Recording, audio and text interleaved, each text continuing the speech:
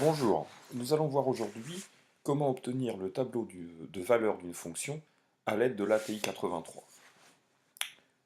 Tout d'abord, pour obtenir un tableau de valeur en valeur décimale, nous allons commencer par modifier les réglages, le mode de calcul de la calculatrice.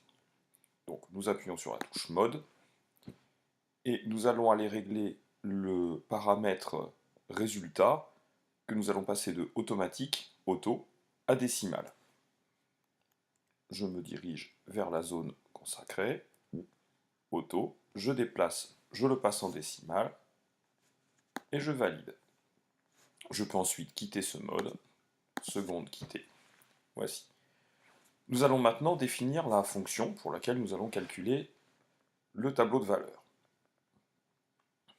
Nous rentrons dans f de x pour définir les fonctions.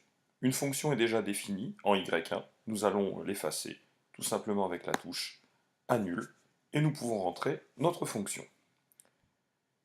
Nous allons étudier la fonction x carré plus 3 sur 3 racines de 2x plus 1.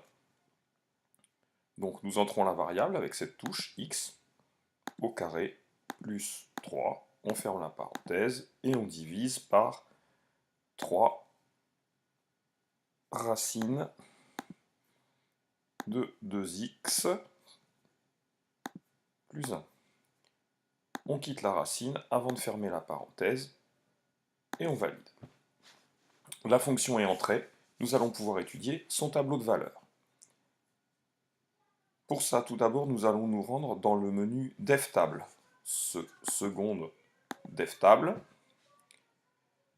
On va donner la valeur de début.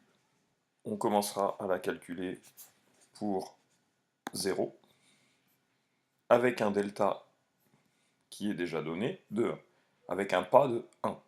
Donc, on valide le 0, on valide le 1.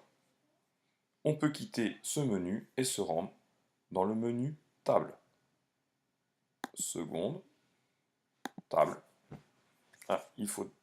Voilà, nous avons le tableau de valeurs de la fonction, de 0 jusqu'à 10 par pas de 1. Il suffit, si nous avions demandé plus de valeurs, 11, 12, 13, 14, on obtient ainsi toutes les valeurs de la fonction. Si on veut changer les valeurs pour le pas du tableau, il suffit de retourner, de faire seconde fenêtre. Nous allons commencer cette fois-ci à 7, avec